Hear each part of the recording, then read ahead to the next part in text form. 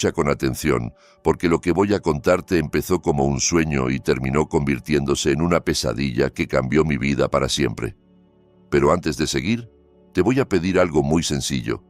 Escribe ahora mismo en los comentarios desde qué país o ciudad estás escuchando este relato. Y si aún no lo has hecho, deja tu like y suscríbete para que el canal pueda seguir creciendo. El trayecto hacia nuestra nueva casa parecía sacado de un sueño. Durante horas, el coche que conducía mi marido, Daniel, fue dejando atrás el asfalto ancho de la ciudad para adentrarse en una carretera cada vez más estrecha, serpenteante, rodeada de árboles. Los edificios altos quedaron muy lejos, como si pertenecieran a otra vida, y el aire que entraba por la ventanilla entreabierta era más fresco, más limpio, casi dulce. Daniel no paraba de hablar, entusiasmado, dibujando con palabras la casa que me había prometido, su obra maestra, un paraíso privado que había preparado solo para mí, para nosotros. Nuestro nuevo comienzo, Lucía, repetía una y otra vez, apretando mi mano de vez en cuando, con esa sonrisa perfecta que tanto me había enamorado. Yo le devolvía la sonrisa, tratando de contagiarme de su entusiasmo. Parte de mí estaba genuinamente feliz. Estaba cansada del ruido constante, del tráfico, del trabajo, de la vida monótona en un piso diminuto. La idea de una casa rodeada de naturaleza, lejos del caos, sonaba casi milagrosa. Pero otra parte, pequeñita y terca, sentía un nudo extraño en el estómago. Aquella lejanía no era solo paz, era aislamiento. La sensación de que nos estábamos alejando de todo y de todos era tan intensa que por momentos me costaba respirar. Cuando por fin llegamos, me quedé sin palabras. La casa se alzaba en medio de un claro amplio, rodeada por un bosque de pinos altos que parecían tocar el cielo. La arquitectura era ultramoderna, con grandes paredes de vidrio y líneas rectas en tonos oscuros. Había algo hipnótico en ella, como si estuviera perfectamente integrada en el paisaje, y al mismo tiempo lo desafiara con arrogancia. Era preciosa, y de algún modo, intimidante. ¿Qué te parece, amor? ¿Te gusta?, preguntó Daniel con los ojos brillantes de orgullo. Solo pude asentir, todavía demasiado sobrecogida para articular una respuesta coherente. Él me abrió la puerta del coche con exagerada galantería y me tomó de la mano para llevarme al interior. Dentro, la casa era aún más impresionante. El salón era un espacio enorme y abierto, con muebles minimalistas, elegantes, perfectamente colocados como si formaran parte de una exposición. Una pared completa de cristal ofrecía una vista panorámica del bosque de pinos, tan cercana que parecía que los árboles fueran parte del decorado de la sala. Todo olía a nuevo, a madera recién tratada, a tecnología cara. Daniel me fue enseñando cada rincón, explicando con lujo de detalles el sistema de iluminación inteligente, la climatización, el control por voz, los sensores ocultos. Sabía dónde estaba cada interruptor, cómo funcionaba cada aparato, como si llevara años viviendo allí. Me impresionó su dominio de la casa, pero también me extrañó. Se suponía que la casa era nueva, que la íbamos a estrenar juntos. Aún así, lo dejé pasar. Esa tarde la dedicamos a sacar algunas cosas de las cajas, a llenar un poco con nuestras pertenencias aquel espacio demasiado perfecto. Nuestras risas resonaban en las habitaciones vacías, rebotaban en las paredes como si la casa aún no supiera cómo sonar a hogar. Al anochecer, Daniel preparó una cena romántica. Cocinó mis platos preferidos, descorchó una botella de vino caro y dispuso la mesa junto al ventanal, desde donde se veía el bosque apagándose lentamente en sombras azuladas. «Por nuestro nuevo comienzo», dijo, alzando su copa. Sonreí, chocamos los vasos y bebimos. Aquella noche, Daniel fue el marido ideal, atento, cariñoso, divertido, casi perfecto. Me aseguraba una y otra vez que todo saldría bien, que la soledad del lugar era una bendición, no una condena. «Aquí podremos centrarnos solo en nosotros», me decía, sin vecinos curiosos, sin jefes llamando, sin amigos entrometidos, sin familia opinando de todo, solo tú y yo. Cuando pronunció sin familia, me miró fijamente, como buscando una reacción. Sentí un escalofrío que no supe explicar, pero lo aparté de mi mente. Era mi marido, el hombre que había estado a mi lado años, que había planeado todo aquello para los dos. Tenía que confiar en él. Mientras recogíamos la mesa, algo llamó mi atención. En una de las grandes vigas de madera que cruzaban el techo, vi un pequeño grabado, tan fino que se habría confundido con el veteado de la madera si no lo hubiese mirado de cerca. Me acerqué con curiosidad. Era un símbolo extraño, una especie de ojo estilizado del que nacía una espiral que se enroscaba hacia adentro. No era un adorno decorativo normal, no pegaba con el estilo moderno de la casa. «Daniel, ¿y esto qué es?», pregunté señalando la viga. Él levantó la vista, lo vio y soltó una risita breve. «Ah, eso. ¿Quién sabe? A lo mejor algún carpintero aburrido decidió dejar su marca. Ya sabes, las casas viejas siempre tienen rarezas. No le des importancia, amor». Fruncí el ceño. Juraría que me había repetido 1000 veces que la casa se había construido desde cero, que no era una reforma de algo antiguo. Aquello chocaba con su propia versión, pero la cena había sido tan bonita y yo estaba tan cansada que simplemente asentí y decidí no insistir. Dejé el símbolo en un rincón de mi memoria como un detalle curioso sin explicación. Después de cenar nos sentamos en el sofá, frente al gran ventanal. El bosque era ahora una pared de oscuridad, interrumpida por pequeñas luces lejanas que podían ser casas muy aisladas o tal vez vehículos pasando por una carretera perdida. Nos acurrucamos y por un momento me permití creer que estaba a salvo, que todo aquel aislamiento era realmente una oportunidad para empezar de cero. Entonces sonó el teléfono de Daniel. Él se levantó casi de un salto, miró la pantalla y su expresión cambió al instante. Se alejó unos pasos antes de contestar. Su voz, que siempre sonaba segura y controlada, se volvió tensa, profesional, fría. La llamada no duró mucho, pero cuando volvió tenía el gesto serio. «Lucía, lo siento muchísimo», dijo, sentándose a mi lado y tomándome las manos. «Ha surgido una emergencia en la oficina. Un cliente importantísimo del extranjero. Dicen que si no lo atiendo hoy, se puede caer un contrato millonario. No puedo posponerlo». Sentí cómo la decepción me subía a la garganta. Era nuestra primera noche en la casa nueva, la primera noche de ese supuesto nuevo comienzo, y él iba a dejarme sola. «¿Ahora?», susurré. Él me abrazó de inmediato, como si hubiera anticipado mi reacción. «Te juro que no tardaré. Iré y volveré lo más rápido posible. Solo serán unas horas. Mientras tanto, descansa, date una ducha caliente, explora la casa con calma. Piensa que tendrás este lugar entero solo para ti por un rato», bromeó intentando aliviar la tensión. Me dio un beso largo en la frente, uno de esos besos que antes me tranquilizaban. Se puso la chaqueta, cogió las llaves del coche y me acompañó hasta la puerta principal. «Cierra todas las puertas con llave y no abras a nadie, hasta que vuelva», me insistió, mirándome a los ojos. Asentí. Lo vi subir al coche y perderse por el camino, entre los pinos. Cuando la luz trasera desapareció, el silencio cayó sobre la casa como una manta pesada.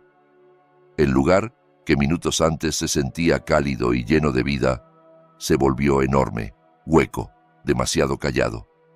Cerré con llave, tal y como me había pedido, y regresé al salón. El silencio era tan absoluto que podía oír el latido de mi propio corazón. Me quedé allí de pie, sin saber muy bien qué hacer, tratando de convencerme de que no pasaba nada, de que estaba exagerando, de que era simplemente la impresión de la primera noche en un lugar desconocido. Entonces lo escuché. Al principio era solo una vibración muy suave, un zumbido grave, tan bajo que casi parecía imaginario. No venía de un punto concreto, parecía filtrarse desde las paredes mismas, desde el techo, desde el suelo. Caminé por el salón, intentando encontrar el origen, pero cuanto más me movía, más tenía la sensación de que el sonido estaba en todas partes y en ninguna. Y no solo era el sonido. Un aroma ligero, dulzón, empezó a flotar en el aire. Un olor tenue a algo quemado, pero no desagradable. Me recordó al humo de incienso o a resina ardiendo en algún lugar lejano. Revisé la cocina, los enchufes, la chimenea, pensando en un cortocircuito, en algún aparato funcionando mal. Todo estaba en orden. Las ventanas permanecían bien cerradas. ¿De dónde venía aquel olor? La incomodidad se desperezó dentro de mí, convirtiéndose poco a poco en inquietud. Decidí distraerme y subir a ordenar algo de ropa en el dormitorio principal. La habitación era enorme, con una cama grande de sábanas blancas impecables y otro ventanal de cristal que daba al bosque. Mientras doblaba camisetas y colocaba vestidos en el armario, el zumbido volvía a hacerse presente, a veces más fuerte, a veces casi imperceptible, como si respirara. El olor también regresaba a ráfagas, se intensificaba unos segundos y desaparecía. En un intento de sentirme más segura, encendí todas las luces de la casa. Recorrí cada estancia, pulsando interruptores, iluminando pasillos, baños, rincones que todavía no conocía. La casa era demasiado perfecta, demasiado pulcra. No había una mota de polvo, ni una marca en el suelo, ni un rastro de desgaste. No parecía un lugar en el que alguien hubiera vivido nunca. Parecía un escenario, un decorado cuidadosamente preparado para una obra de teatro que aún no había comenzado. Busqué mi teléfono y comprobé si por fin había algo de señal para escribirle a Daniel. Nada, ni una sola barra, ni siquiera para mandar un simple mensaje de texto. La casa estaba, literalmente, desconectada del mundo. Me dije que era normal, que tal vez más tarde, o en otro punto del terreno, habría cobertura, pero la sensación de estar atrapada en una burbuja hermética se hizo más intensa. Las palabras de Daniel sobre centrarnos solo en nosotros empezaron a sonar diferentes en mi cabeza, como si escondieran algo. Me acerqué al ventanal del comedor y miré hacia el exterior buscando distracción.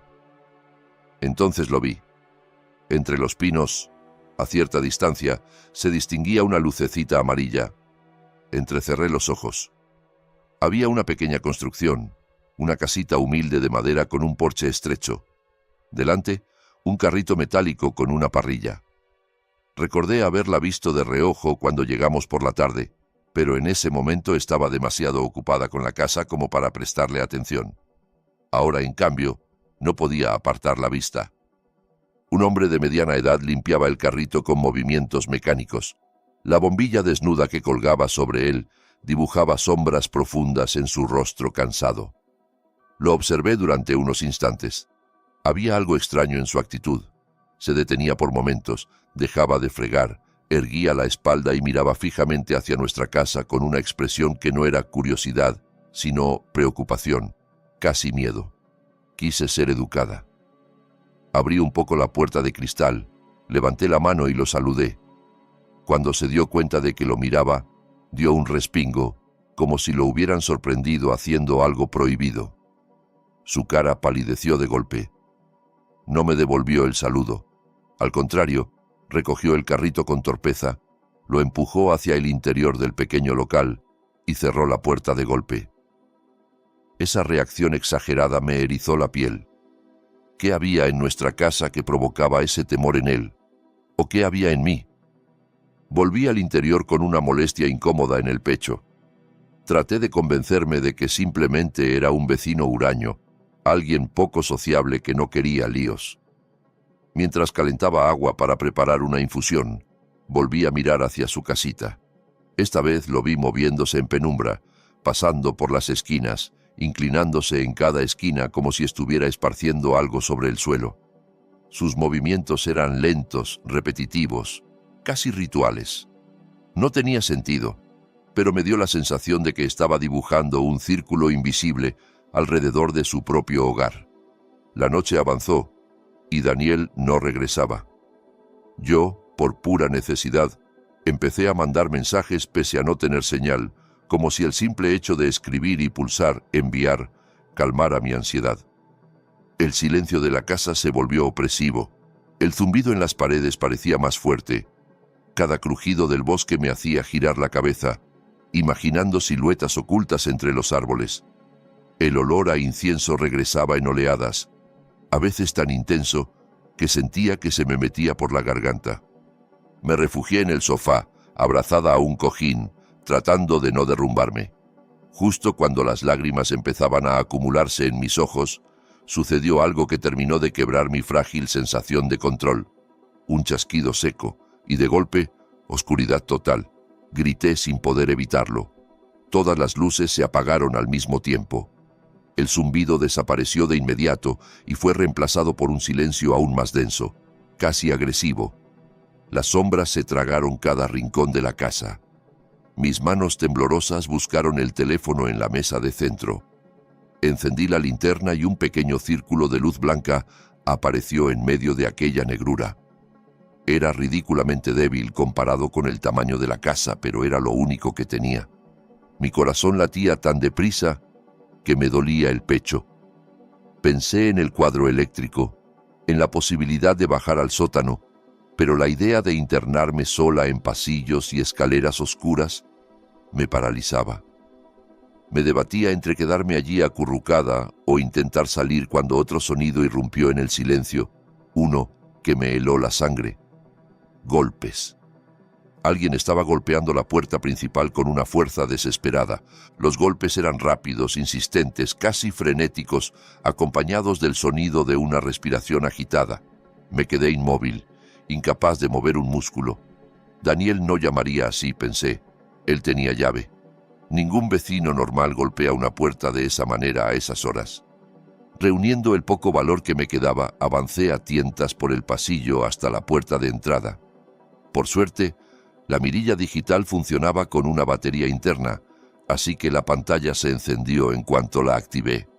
Lo que vi en ella hizo que un escalofrío me recorriera la espalda. En el monitor aparecía el rostro sudoroso y desencajado del hombre del puesto de comida. Tenía la piel pálida, la camisa pegada al cuerpo, los ojos muy abiertos por el terror. Miraba hacia todos lados como un animal acorralado. Desbloqueé suavemente la cadena de seguridad, dejando apenas una rendija. «Señor», balbuceé, «¿qué ocurre?». En cuanto notó que la puerta cedía un poco, pegó su cara a la abertura. Su aliento olía a humo y a miedo. «¡Rápido!», susurró, con voz ronca. «¡Rápido, señora! Salga de esta casa antes de que su marido vuelva. No hay tiempo. Venga conmigo. Tengo que enseñarle algo». Las palabras flotaron en el aire frío, imposibles de encajar en ninguna lógica. Todo mi cuerpo gritó que no, que cerrar la puerta y refugiarme era lo más sensato. Daniel siempre me decía que desconfiara de desconocidos, que la gente podía ser peligrosa. Pero la mirada de ese hombre, había en ella un pánico tan auténtico, tan desnudo, que algo dentro de mí lo reconoció como verdadero. Era el mismo pánico que empezaba a crecer en mi pecho. No tuve tiempo para elaborar un plan. El recuerdo del símbolo grabado en la viga, el zumbido en las paredes, el olor a incienso, la lejanía de la ciudad, los ojos asustados de aquel hombre mirándonos desde su puesto, todo se encadenó en mi mente como piezas de un rompecabezas cruel. Sentí que, si me quedaba, algo terrible iba a suceder, algo de lo que no habría retorno. Sin pensarlo demasiado, abrí los cerrojos y salí, apenas con mi pijama fino y unas zapatillas ligeras. El hombre, que más tarde supe que se llamaba Tadeo, me agarró del brazo con firmeza, pero sin brusquedad. «No haga ruido», susurró. «Agáchese. Caminaremos por la hierba, no por el sendero, y pase lo que pase, no mire atrás». Obedecí. La hierba estaba fría y húmeda bajo mis pies. El aire de la noche se me clavaba en la piel como agujas. Caminamos pegados al lateral de la casa, alejándonos del sendero principal para no pisar la grava que podría delatarnos. Los pinos se elevaban a nuestro alrededor como columnas negras. El silencio del bosque ya no era pacífico. Era un silencio que contenía algo, como una respiración contenida. La distancia entre la casa y el pequeño local de Tadeo no debía ser grande, tal vez 50 metros, pero aquella noche se sintió eterna. Cada crujido de ramas bajo nuestras pisadas me hacía contener el aliento.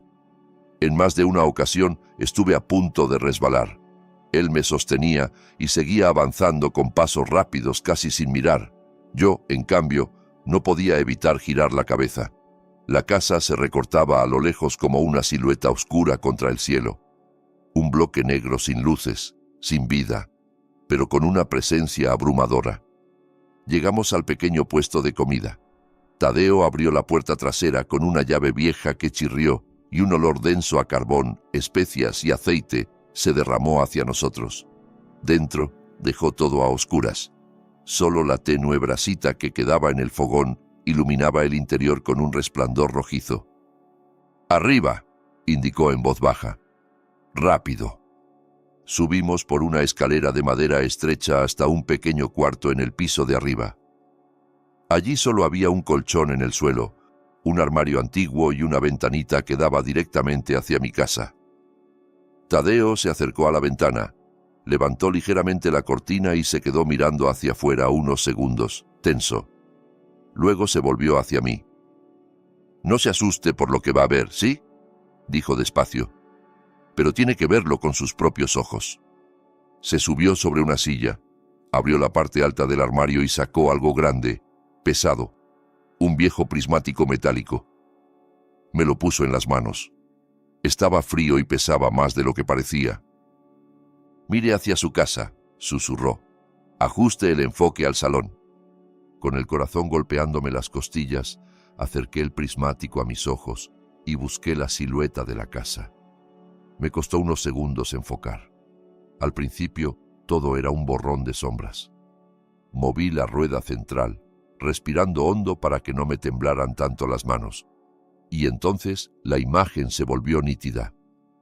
Se me cortó la respiración. La casa no estaba a oscuras. El salón, la cocina, los pasillos, todo estaba iluminado como si fuera mediodía. Las lámparas brillaban con una luz blanca intensa. No había habido ningún apagón. La oscuridad había sido solo para mí. Y en medio del salón estaba Daniel.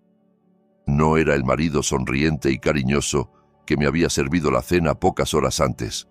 Su rostro, ahora, era una máscara fría, calculadora. Vestía un traje oscuro perfecto, distinto al que llevaba cuando salió, y estaba rodeado de varias personas vestidas de negro, con chalecos tácticos, moviéndose con precisión casi militar.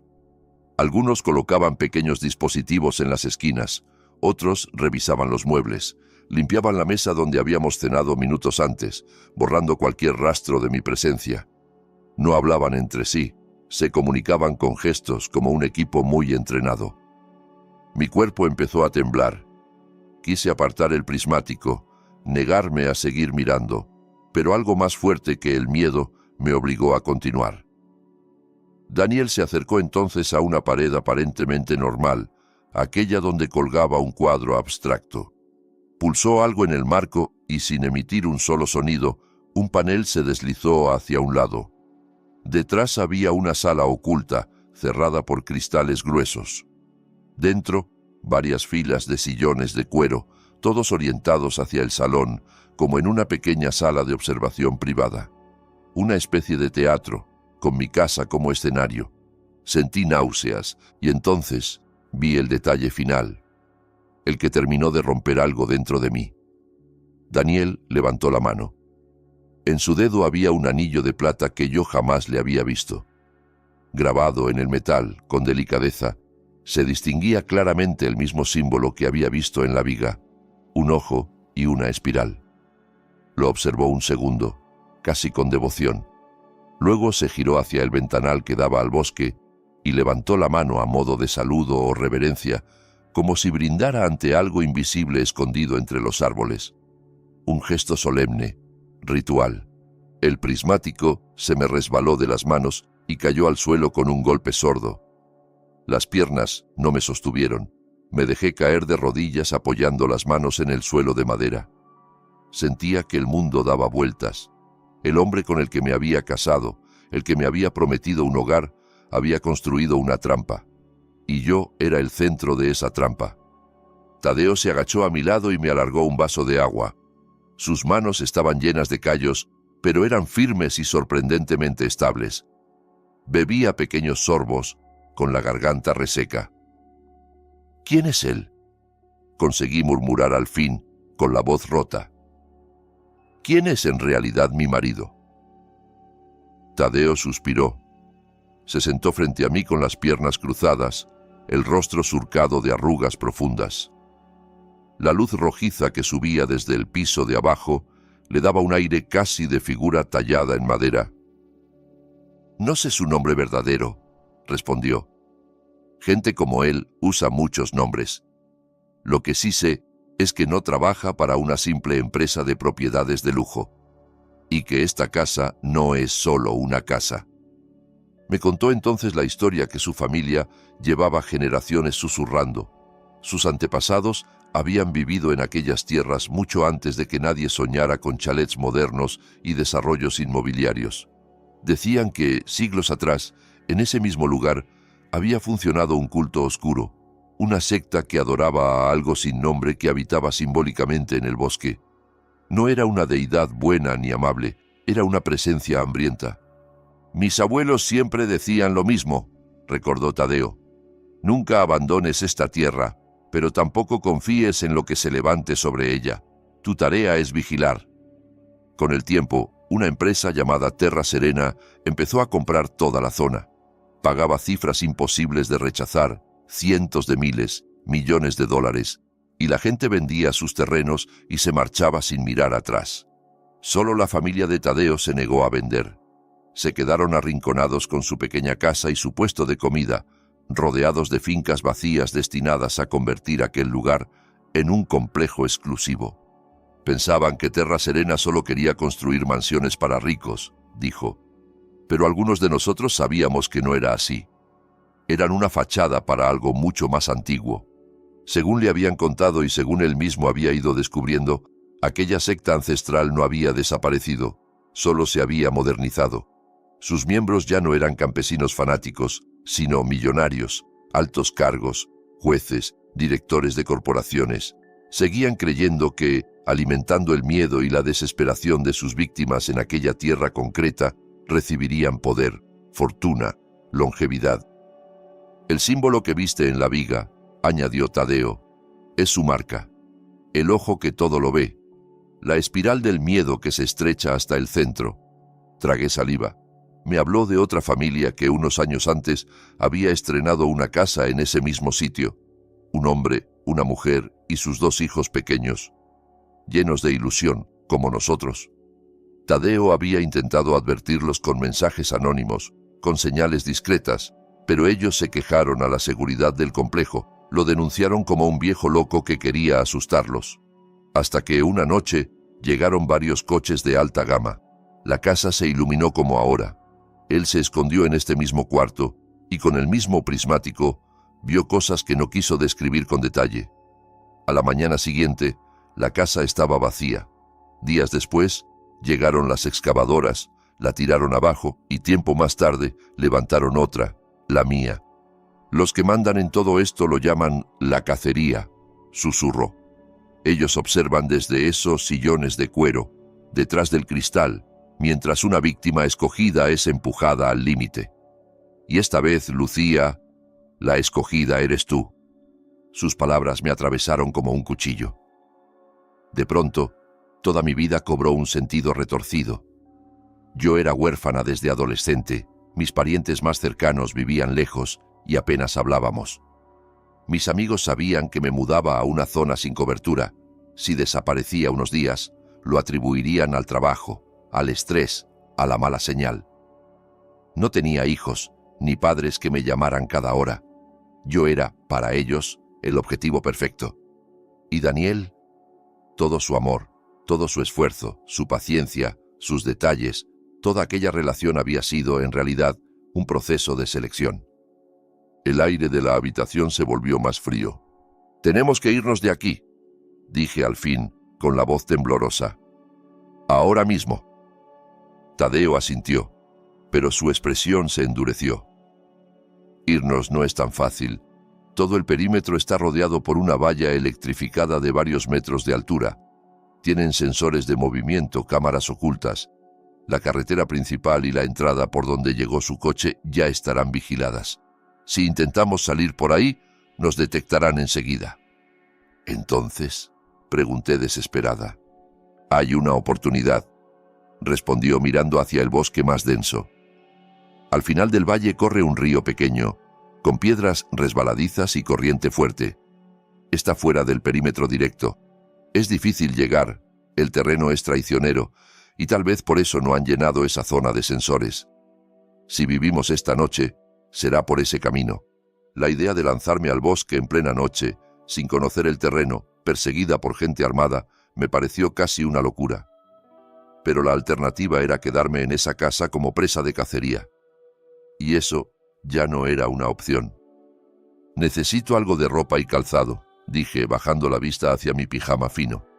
Tadeo se levantó de inmediato, abrió el armario y sacó una chaqueta gruesa y unas botas de goma viejas, bastante más grandes que mi número. No es mucho, pero es mejor que nada, dijo. Me las puse como pude.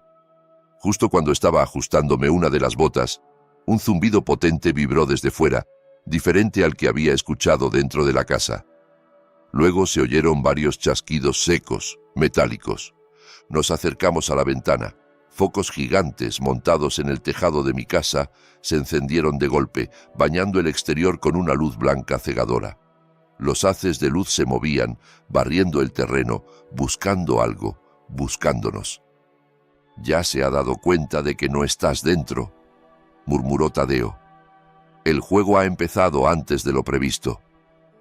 Noté un cosquilleo en el bolsillo de la chaqueta. Saqué el teléfono. Para mi sorpresa, había señal. Una sola raya, débil, pero suficiente para recibir un mensaje. En la pantalla, el nombre de Daniel. Con manos temblorosas, abrí la conversación. Había un único texto nuevo. «Cariño, ¿dónde estás?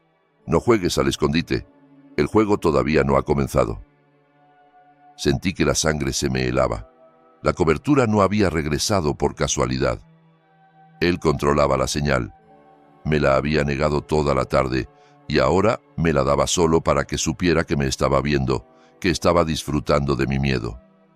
Levanté la vista, buscando aire, y apoyé la mano en el tronco de un pino grande junto a la casita de Tadeo.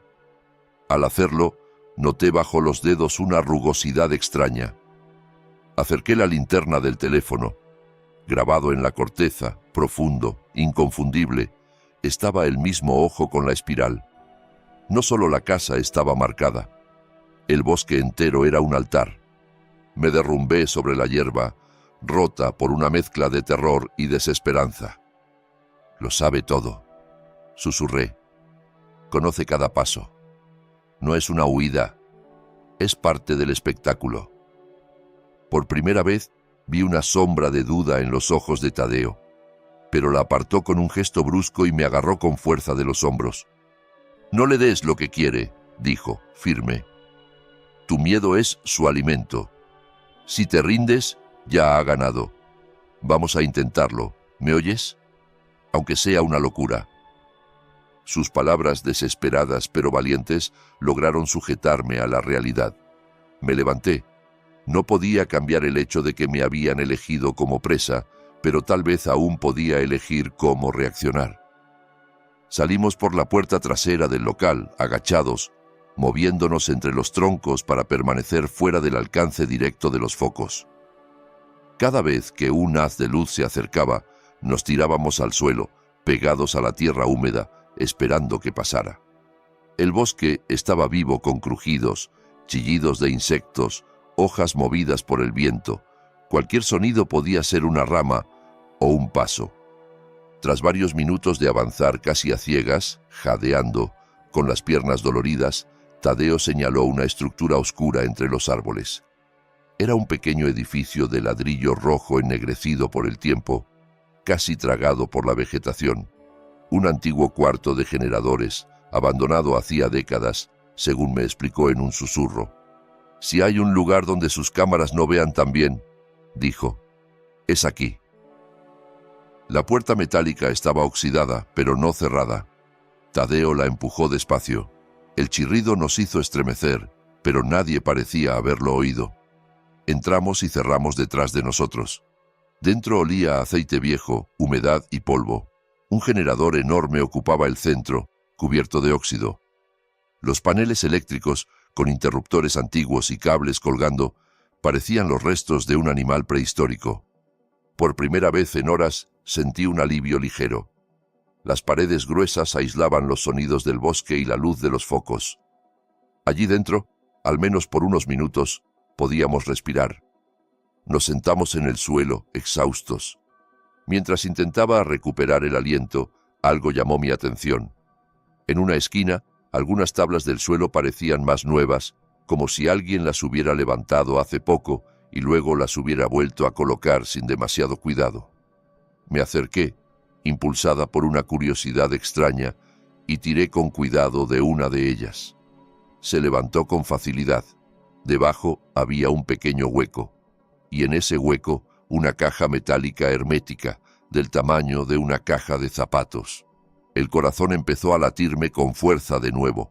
Aquello no era de Tadeo, alguien lo había escondido allí, quizá muchos años antes. «¿Qué es eso?», preguntó él acercándose. «No lo sé», respondí, «pero creo que vamos a averiguarlo». Abrí la caja. Dentro, cuidadosamente envueltos en una tela azul descolorida, había objetos personales que me hicieron encoger el estómago. Un reloj de hombre, con el cristal roto y las agujas detenidas a las 2:17. Un colgante de plata en forma de corazón, con una foto en miniatura de una pareja joven sonriendo. Un osito de peluche pequeño con un ojo arrancado. Varias carteras con documentos de identidad de personas distintas, de diferentes edades. Era como un cementerio de recuerdos arrancados. Debajo de todo eso, en el fondo, había un cuaderno de tapas de cuero, gastado en los bordes. Lo abrí con manos temblorosas. La letra era ordenada al principio y se volvía cada vez más rápida, desprolija, ansiosa en las últimas páginas. El autor se llamaba Álvaro, un historiador. Reconocí su apellido. Era el padre de la familia de la que Tadeo me había hablado. En las primeras entradas hablaba de la ilusión de mudarse a la casa nueva, del olor de la madera recién cortada, de la felicidad de ver a sus hijos correteando por el salón. Pero, a medida que pasaba las páginas, el tono cambiaba. Empezaba a mencionar ruidos que no podían explicarse, sombras en el bosque, la sensación constante de ser observado. Encontraba el símbolo del ojo con la espiral en distintos rincones, en vigas, en troncos, en piedras. Como historiador, había investigado. Buscó el símbolo en archivos, en leyendas locales, en documentos antiguos. Lo que descubrió lo llenó de horror. Hablaba de un culto muy viejo que creía que el miedo humano, cuando se concentraba en un lugar específico, actuaba como una ofrenda para algo que no comprendían.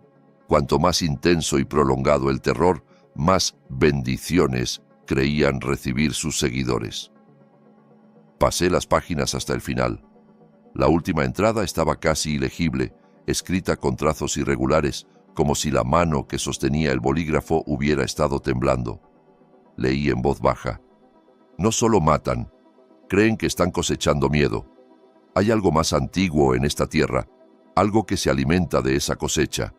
Esta casa no es un hogar, es un embudo, un instrumento para concentrar el terror. Dios mío, vienen a por mis hijos. Después de esa frase, solo había rayones sin sentido, como si alguien hubiera sido interrumpido en mitad de un pensamiento. Cerré el cuaderno con violencia, como si al hacerlo pudiera acallar las voces de los muertos. Allí, en aquel cuarto asfixiante, entendí finalmente la magnitud de lo que enfrentábamos. No era solo un grupo de asesinos ricos buscando diversión. Era gente convencida de estar alimentando algo más, amparada en un sistema sofisticado de poder y silencio. Y esa noche, el plato principal de su banquete tenía mi nombre. Pero junto al miedo empezó a nacer algo más dentro de mí. Una rabia fría, pura, casi luminosa. Una parte de mí se negó a seguir siendo víctima, a ser solo otra entrada truncada en un diario escondido bajo el suelo. «Si lo que quieren es miedo», murmuré, «no se lo vamos a dar». Tadeo me miró sorprendido. «¿Qué dices?» «Digo que no quiero pasar el resto de la noche corriendo como un animal hasta morir agotada en el bosque», respondí sintiendo cómo se endurecía mi voz. «Si logramos escapar, encontrarán otra mujer, otra familia. Esto no se acaba. La única forma de parar esto es quemarlo de raíz». Volví a mirar dentro de la caja. En un lateral, parcialmente oculta por la tela, había una funda de nylon negra. La saqué.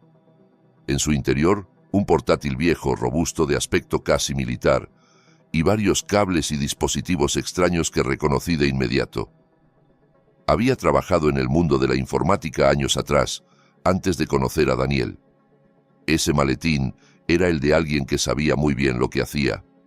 De un especialista en seguridad, un hacker, tal vez alguien que había sido obligado a diseñar la red de la casa. «Este portátil no es de un huésped cualquiera», dije. «Es de alguien que entendía de redes, de cifrados, de vulnerabilidades. Y si lo escondió aquí, es porque planeaba hacer algo. Algo que quizá no llegó a terminar». Lo abrí. El sistema pedía una contraseña. Un trozo de cinta adhesiva amarilla estaba pegado en la parte inferior. Encima, escrito a mano, había un enigma. Nombre de mi primera reina en mi juego favorito, al revés. Probar contraseñas bajo presión es una de las peores sensaciones que existen. Mi mente se llenó de posibilidades, nombres de personajes de videojuegos, de novelas de fantasía, de series. Fui combinando letras, escribiendo y borrando, acumulando errores. Cada intento fallido hacía que el sudor frío me corriera por la espalda. Respiré hondo, obligándome a pensar como quien había escrito esa nota. Alguien lo bastante confiado como para esconder el equipo bajo unas tablas, pero lo bastante paranoico como para disfrazar una clave sencilla. Tal vez la trampa estaba precisamente en el al revés. Tal vez la respuesta era mucho más simple. Entonces me vino un nombre a la cabeza, uno clásico, casi obvio. Lo escribí en minúsculas, sin darle la vuelta. Pulsé Enter. La pantalla parpadeó. El escritorio apareció. Solté el aire que no sabía que estaba conteniendo. «Lo tenías delante todo el tiempo», murmuré, entre frustración y admiración hacia el desconocido que había configurado aquel equipo. En el escritorio había varias carpetas. Una, en particular, me heló la sangre. Mapa Red. La abrí. Dentro había esquemas detallados del sistema de seguridad de la casa de Daniel. Cámaras, sensores, cerraduras electrónicas, control de luces, audio, comunicaciones internas, incluso diagramas de posibles trampas automatizadas. Lo más importante, el autor del dossier había dejado anotaciones al margen, señalando varias puertas traseras que había instalado en secreto, probablemente como seguro en caso de que sus empleadores se volvieran contra él. En cuestión de minutos, volví a ser la Lucía de antes de Daniel, la analista, la que veía patrones donde otros solo veían cables. Mis dedos bailaban sobre el teclado, siguiendo las pistas que aquel desconocido había dejado para alguien como yo. No tardé en conseguir acceso administrativo a buena parte del sistema. Una energía extraña se apoderó de mí. Allí mismo, sentada en medio del polvo y el olor a aceite viejo, me di cuenta de que, si Daniel se creía Dios en su palacio inteligente, yo acababa de convertirme en un fantasma en su máquina. Lo primero que hice fue localizar las cámaras del perímetro, en especial las que vigilaban las zonas del bosque más lejanas. Elegí algunas, las que estaban alejadas del río y del viejo cuarto de generadores, y programé un bucle de 5 minutos de vídeo.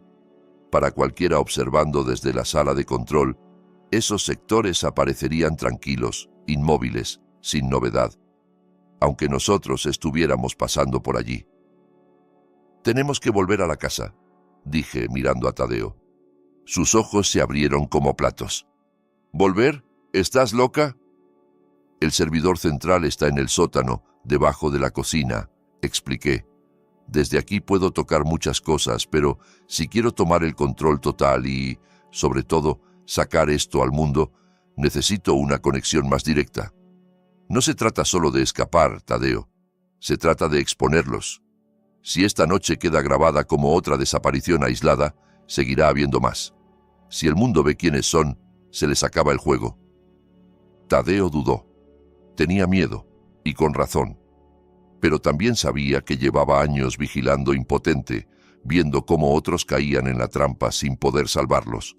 Quizá esta era la primera vez que tenía una aliada dentro. Finalmente asintió, con resignación valiente. Salimos del generador y nos internamos de nuevo en el bosque. Yo llevaba el portátil abierto, la luz de la pantalla tenue, suficiente para ver los iconos de las cámaras. Cada pocos metros nos deteníamos. Revisaba las posiciones, desviaba guardias enviados a sectores vacíos, activando sonidos de ramas quebrándose, pequeñas luces programadas a distancia. Empecé a usar el propio sistema contra ellos. Un guardia encendía una linterna en un lado, yo disparaba un sonido en otro y lo hacía ir hacia donde nos convenía. Poco a poco nos acercamos a la parte trasera de la casa. Según los planos del mapa red, había una rejilla de ventilación de servicio oculta bajo unos arbustos. Tadeo la encontró al tacto, aflojó los tornillos con herramientas que llevaba siempre encima y la retiró con cuidado. Uno tras otro, nos arrastramos por el estrecho conducto, tragando polvo, sintiendo el metal frío contra los codos. El túnel desembocaba en una pequeña sala técnica del sótano, contigua a la sala de servidores.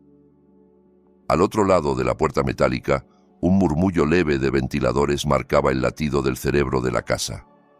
Entramos. Filas de servidores parpadeaban con lucecitas verdes y azules. Era el corazón de la bestia. Conecté el portátil a uno de los paneles. En cuestión de segundos, la red se abrió ante mí como un mapa tridimensional. Ya no era solo un fantasma, era prácticamente la dueña del lugar. «Escucha, Tadeo», le dije. «En esta torre hay un enlace satelital de emergencia para que Daniel se comunique con sus clientes y socios sin depender de la red normal. Voy a reconfigurarlo. En el escritorio hay un programa que se llama Transmisión Total. Cuando te diga ahora, pulsarás el botón rojo. Eso enviará las imágenes de las cámaras no a sus contactos, sino a docenas de correos de periodistas, activistas y organizaciones que este otro tipo dejó programados. Hará falta valor para aguantar lo que venga después, pero al menos el mundo sabrá la verdad». Tadeo tragó saliva, pero asintió. «Haré lo que haga falta». Antes de separarnos, respiré hondo. No podía quedarme allí abajo. Si quería romper el guión, tenía que subir al escenario principal. Desde la consola, activé discretamente los micrófonos y altavoces del salón y de la sala de observación. Luego, miré a Tadeo. «Voy arriba. En cuanto oigas mi señal, no dudes». Salí por otra puerta de servicio y subí por unas escaleras estrechas. De pronto, los pasillos que horas antes me parecían elegantes se sentían como las entrañas de una máquina cruel. Llegué al salón. Estaba vacío. La mesa ya no tenía restos de la cena, todo estaba impecable, como si allí no hubiera pasado nada. Sin embargo, a través de la pared de cristal, vi movimiento. En la sala oculta, tras la pared que se desplazaba, varios hombres y mujeres con máscaras de porcelana blanca se acomodaban en sillones de cuero. Algunos tenían mascarillas con una suave sonrisa, otros expresiones neutras o tristes, todas igual de inquietantes. Iban vestidos de gala, con trajes caros y joyas discretas. Se habían preparado para una velada refinada. Yo era el espectáculo. En otra cámara, que veía desde una pantalla auxiliar en la pared, Daniel daba instrucciones a sus guardias. Dividía al equipo en dos grupos, uno para registrar las habitaciones, otro para vigilar las entradas. Él, tarde o temprano, bajaría al sótano y entonces se daría cuenta de que alguien había tocado su juguete. Necesitaba que llegara a mí en el salón. Necesitaba enfrentarlo cara a cara. Antes, sin embargo, decidí ocuparme de su audiencia. Desde el servidor había programado un sonido muy específico, el mismo zumbido grave que había escuchado yo sola en la casa, amplificado y ajustado para resonar en la sala de observación. Lo activé, suave al principio, apenas perceptible. Vi cómo algunos de los enmascarados fruncían el ceño, se removían en sus asientos. Subí un poco más la intensidad, luego añadí otra capa. Usando la grabadora del portátil, había registrado la frase más terrible del diario de Álvaro. Tomé esa grabación, la distorsioné hasta volverla una voz casi irreconocible, sin género, susurrante, y la fragmenté en pequeñas partes. Desde los altavoces ocultos en la sala, empecé a proyectar esos fragmentos al azar, a distintas alturas y direcciones. Cosechando miedo, embudo de terror. «¡Vienen a por mis hijos!». Las palabras se deslizaban entre ellos como serpientes, apareciendo detrás de sus nucas, al oído, en el techo. Los vi inquietarse. Algunos se levantaron, miraron a su alrededor, se tocaron las orejas. Otros miraron hacia el cristal, esperando que Daniel hiciera algo. Desde el salón, él no podía oír aquellos susurros, solo veía a sus invitados perder la compostura. Tocó su auricular, habló con voz brusca hacia el equipo técnico. Yo, con una sonrisa amarga, escuché su queja a través del sistema de comunicaciones que ahora también controlaba. «¿Qué demonios pasa en la sala de observación?», gruñó. «Quitad ese ruido ahora mismo».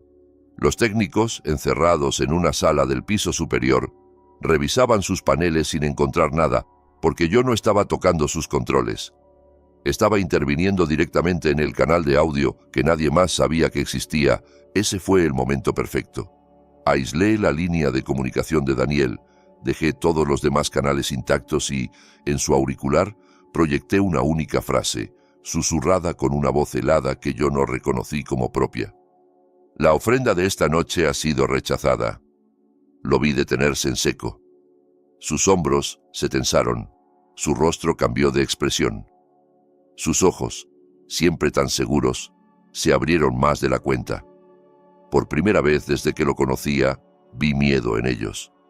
No miedo por mí, sino miedo por algo que escapaba a su control. La fachada se quebró.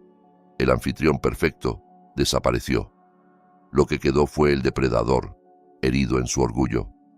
«Cerrad toda la casa», bramó por el comunicador. «Equipo Alfa, registrad la planta superior, habitación por habitación.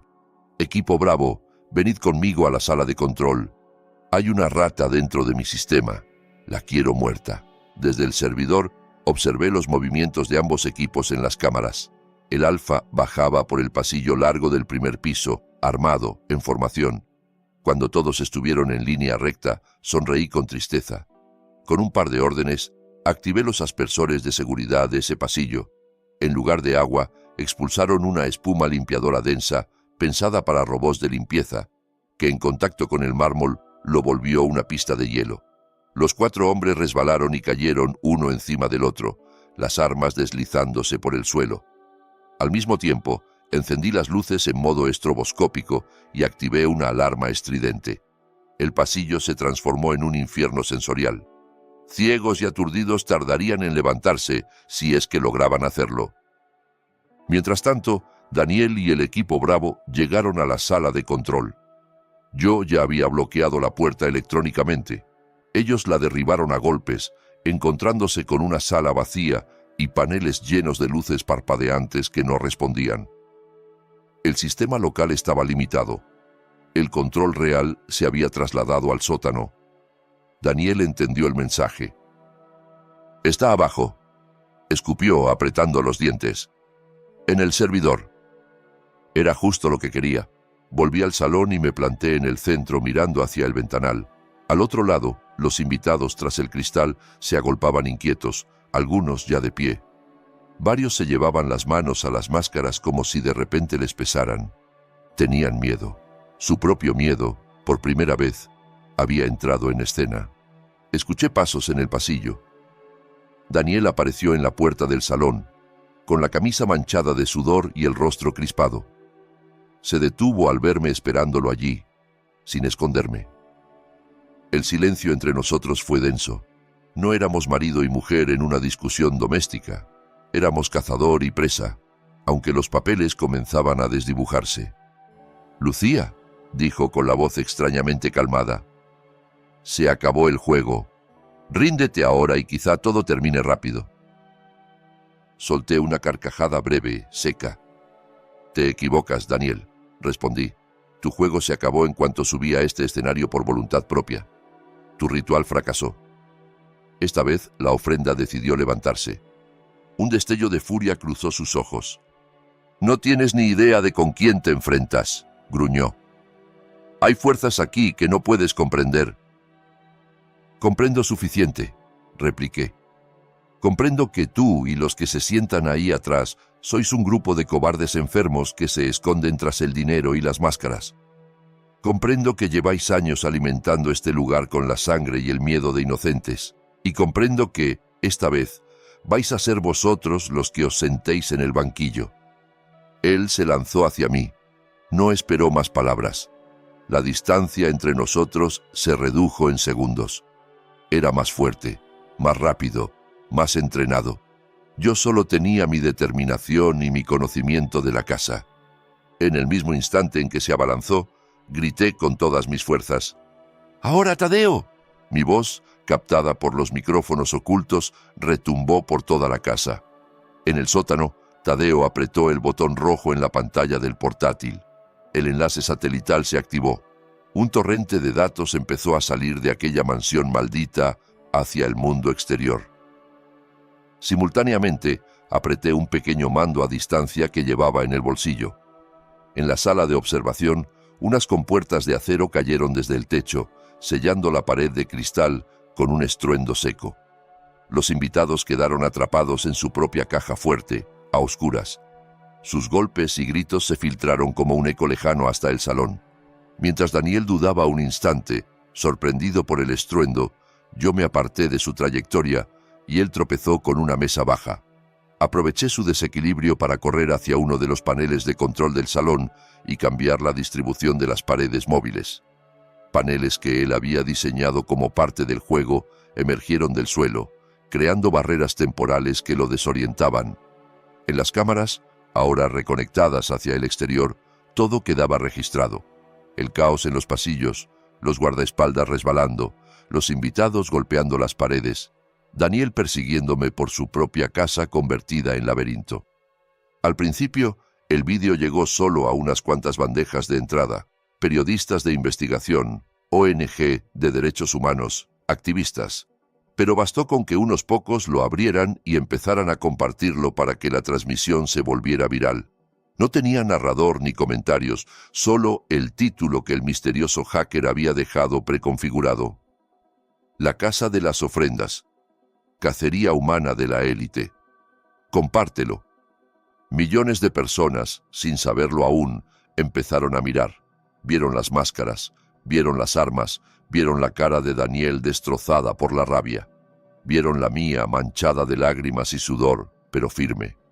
Vieron, sobre todo, que aquello no era una película. Era demasiado crudo, demasiado torpe, demasiado real. Dentro de la casa, los teléfonos comenzaron a vibrar sin parar. Los móviles de los guardias, de los invitados, del propio Daniel, se inundaron de notificaciones, llamadas, mensajes. ¿Qué es esto? ¿Eres tú? Apaga eso inmediatamente. Está en todos los canales. Daniel detuvo un instante la persecución para mirar su dispositivo. Su rostro se desfiguró en una mueca de incredulidad y horror. Por primera vez, comprendió que no controlaba el relato. Y entonces, a lo lejos, se escucharon sirenas. Primero una, luego varias, aproximándose velozmente por la única carretera que llevaba a aquel lugar. Las coordenadas GPS integradas en el sistema de la casa, ahora al servicio de mi señal, habían guiado a la policía directamente hasta la puerta. El resto fue una mezcla borrosa de órdenes, gritos, luces azules parpadeando, botas entrando por la puerta principal. Vi a Daniel caer de rodillas, agotado, desarmado por la realidad más que por la fuerza. Cuando los agentes lo esposaron, las cámaras siguieron grabando. Los periodistas que llegaban a la escena conectaron sus propias transmisiones. El mundo pudo ver a los invitados ser sacados uno a uno de la sala sellada, sus máscaras arrancadas frente a los focos. Jueces conocidos, políticos, directivos de grandes compañías, nombres que la gente asociaba con éxito, estabilidad, respeto. Allí estaban, temblando, pálidos, reducidos a lo que siempre fueron en realidad, humanos vulnerables atrapados por su propia monstruosidad. Pasaron meses, meses de interrogatorios, de juicios mediáticos, de portadas de periódicos. El caso de la Casa de las Ofrendas se convirtió en el escándalo más grande de nuestra generación. Gobiernos tambalearon, empresas quebraron, carreras se hundieron. Yo testifiqué ante el tribunal con la voz quebrada, pero sin desviarme ni una vez del relato. Daniel, en el banquillo, era la sombra del hombre que había conocido. Su encanto había desaparecido. Sus ojos, antes tan seguros, estaban vacíos. Fue condenado, igual que sus socios, a cadena perpetua en una prisión de máxima seguridad. El Estado confiscó propiedades, cuentas, inversiones. Parte de ese dinero se destinó a un fondo especial para víctimas y familiares de víctimas. Una cantidad considerable llegó a mi nombre, lo suficiente para empezar de cero en cualquier lugar del mundo, cambiar de identidad, borrar todo rastro de aquella historia y fingir que nunca había ocurrido. Mucha gente me aconsejó hacerlo. Vete lejos, me decían, no vuelvas a pisar ese bosque, déjalo atrás. Pero cada vez que cerraba los ojos, no veía solo lo que me hicieron a mí. Veía las caras invisibles de quienes nunca tuvieron la oportunidad de contar su historia. Veía el símbolo grabado en la corteza, esperando a la siguiente víctima. Entendí que si me marchaba y dejaba aquella tierra abandonada, seguiría siendo suya, aunque la secta estuviera encarcelada. El lugar seguiría cargado de miedo, de silencio, de memoria rota. Así que tomé una decisión que muchos llamaron locura. Usé la mayor parte del dinero para comprar la finca entera, incluida la casa. Tadeo fue el único que no se sorprendió. Cuando se lo conté, simplemente asintió, como si hubiera sabido siempre que acabaría así. «Es lo que tus pasos han estado diciendo desde aquella noche», murmuró. «Lo que va mal aquí no es solo la gente, es lo que se ha hecho con la tierra». Lo primero que hice fue contratar a un equipo de demolición. No quise que hicieran una reforma ni que limpiaran la casa. Ordené que la derribaran por completo. Cada muro, cada cimiento, cada cable. Estuve presente cada día, viendo cómo el salón se convertía en escombros, cómo la sala de observación caía en pedazos, cómo el sótano se llenaba de polvo. Con cada golpe de la maquinaria, sentía que una parte del peso que llevaba encima se hacía ligeramente más liviana. Una vez no quedó nada en pie, empezó el verdadero trabajo. Junto con Tadeo, vecinos de pueblos cercanos, voluntarios, asociaciones ambientales y familiares de víctimas que habían logrado ser identificadas, comenzamos a plantar arbustos, flores, pinos jóvenes, robles, frutales, árbol tras árbol, día tras día. Nuestras manos se llenaron de tierra, nuestras uñas de barro. El suelo, que había sido escenario de tanto horror, empezó a recibir semillas, agua, cuidado. En el punto exacto donde había estado el salón principal, no levantamos una estatua ni un monumento de piedra. Plantamos un solo árbol, un gran ficus, robusto, de raíces fuertes y copa amplia. Queríamos que, con el tiempo, fuera un refugio vivo, no una placa fría recordando el dolor. Los años pasaron. 15 años pueden ser una eternidad y, al mismo tiempo, un suspiro. Son suficientes para que un plantón se convierta en un árbol que da sombra, pero no tantos como para que las cicatrices dejen de doler cuando cambia el tiempo. Esa tarde, estaba sentada en un banco de madera bajo la copa frondosa de aquel ficus. El sol empezaba a descender, filtrándose entre las hojas en tonos dorados. A mi lado, Tadeo, ya completamente canoso, bebía sorbos de té de un termo viejo. Frente a nosotros se extendía el parque que habíamos creado, el bosque de la esperanza. Niños corrían entre los árboles, familias caminaban por senderos, parejas se hacían fotos junto a los miradores. Los gritos que se escuchaban eran de alegría, no de terror. «Esa chica no deja de mirarte», murmuró Tadeo, esbozando una media sonrisa. Seguí la dirección de su mirada. Una joven, con mochila y cuaderno en mano, nos observaba desde un banco cercano. Su expresión mezclaba respeto, curiosidad y un cierto pudor. Reconocía ese gesto, la mirada de alguien que había leído demasiado sobre ti sin conocerte realmente. Al cabo de un rato, la muchacha se levantó y se acercó, algo nerviosa. «Disculpe, ¿usted es Lucía?», preguntó con voz tímida. «Soy estudiante de periodismo. Estoy haciendo mi trabajo final sobre cómo los medios pueden destapar redes de poder ocultas. Su caso es uno de los principales que estudio. ¿Podría hacerle unas preguntas?». La vida me había enseñado a desconfiar de las cámaras, pero también a entender el valor de ciertos relatos. Sonreí levemente. «15 minutos», respondí. «Y sin grabar mi voz, solo tomar notas». Ella asintió agradecida y se sentó en la hierba frente a nosotros. Sus preguntas fueron, al principio, las de siempre. ¿Cómo había logrado sobrevivir? ¿Cómo había sido declarar en el juicio si aún tenía pesadillas? Contesté con honestidad, sin recrearme. Le hablé de la terapia, de las noches en vela, de los días en los que el sonido de una puerta cerrándose me devolvía, por un segundo, al salón de aquella casa. Le conté que la sanación no era una línea recta hacia arriba, sino un camino lleno de subidas y bajadas, de pasos hacia adelante y otros hacia atrás. Mucha gente, en su lugar, se habría ido lejos, dijo ella en un momento. Usted, en cambio, se quedó, compró la tierra y construyó un parque. ¿Por qué? Miré el árbol bajo el que estábamos sentados. Sus raíces se extendían bajo nuestros pies, invisibles pero presentes. Porque huir habría sido dejar que el lugar siguiera perteneciendo a ellos, respondí. El trauma es como una raíz envenenada. Puedes cortar las ramas, pero si dejas la raíz enterrada, tarde o temprano volverá a brotar. Yo necesitaba hacer lo contrario, arrancar esa raíz y plantar algo nuevo encima.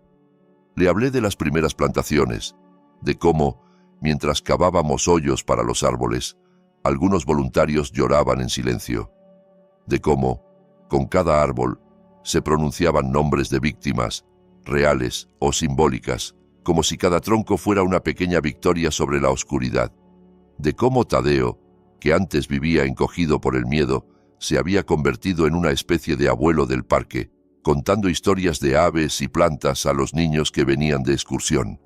La estudiante pasó unas páginas, respiró hondo y con cuidado lanzó la pregunta que muchas personas antes que ella habían hecho. ¿Ha podido perdonar a Daniel? Me quedé callada. El viento soplaba suave, moviendo las hojas del ficus. A lo lejos se oía el murmullo de una fuente. He dejado de odiarlo, dije al fin. El odio es un veneno que te bebes tú esperando que el otro muera. Durante un tiempo viví envenenada. Un día simplemente me cansé. Pero perdonar lo que hizo, no. Hay actos que no se borran con un «te perdono». Lo que sí acepto es que ya no tiene poder sobre mí. Eso es suficiente. Sabía, por noticias esporádicas que no buscaba pero que a veces llegaban, que Daniel vivía encerrado en una celda de cemento blanco, en una cárcel de máxima seguridad, que había intentado manipular, seducir, negociar, sin éxito. Sus encantos no servían entre muros que trataban a todos por igual. El último informe psicológico que leí lo describía como un hombre derrotado, sin proyectos, sin devoción por nada. Había apostado su alma a la idea del poder absoluto y lo había perdido todo. Él está atrapado en una caja de hormigón sin vida, añadí. Yo estoy aquí, rodeada de árboles, niños y luz. No necesito más justicia simbólica que esa. La joven asintió, con los ojos brillantes. Una última pregunta, dijo. Después de todo, ¿qué cree que es lo más importante que ha aprendido? Guardé silencio unos segundos mirando el paisaje. Los pinos, el ficus, las risas, el cielo tiñéndose de naranja. Que la oscuridad es real, respondí por fin, que el mal existe y a veces se viste de traje caro y sonrisa perfecta. Pero también he aprendido que una sola luz encendida en el lugar adecuado puede incendiar un bosque entero de sombras hasta reducirlo a cenizas. Y sobre esas cenizas siempre se puede plantar algo nuevo. La miré directamente. Por eso no quiero que la gente se quede solo con la historia del monstruo, continué. Los monstruos tarde o temprano caen y se olvidan. Lo que de verdad importa es el jardín que crece después. Ahí es donde está la esperanza. La estudiante cerró su cuaderno con cuidado. Gracias, de verdad, susurró. No solo por la entrevista, sino por esto. Se levantó, se despidió de nosotros con una leve reverencia y se alejó, llevándose en su libreta algo más que datos. Se llevaba una forma distinta de mirar las cicatrices. El sol ya tocaba el horizonte. El cielo se pintaba de tonos anaranjados y violetas. Desde el pueblo cercano empezó a escucharse el llamado a la oración de la tarde, una melodía que invitaba al recogimiento. Tadeo y yo nos quedamos en silencio, compartiendo aquella calma sin necesidad de decir nada. 15 años atrás, ese mismo pedazo de tierra había sido un escenario de horror. Esa noche pensé que ahí acabaría mi vida, pero no fue así. Seguí respirando, seguí caminando, seguí plantando, y a fuerza de raíces nuevas, convertí mi propio infierno en un lugar donde otros pudieran encontrar paz. Daniel me había prometido, con su sonrisa perfecta, un nuevo comienzo en aquella casa. Tardé mucho en entenderlo, pero al final conseguí eso mismo, a mi manera. No en una mansión de cristal, sino en un bosque lleno de vida. No como una presa en un juego ajeno, sino como la mujer que decidió sembrar un jardín sobre la tumba de sus miedos. Si has llegado hasta aquí, quiero que me dejes la palabra esperanza en los comentarios. Así sabré que escuchaste esta historia hasta el final. No olvides dejar tu like, suscribirte y compartir este relato con alguien que necesite recordar que, incluso después de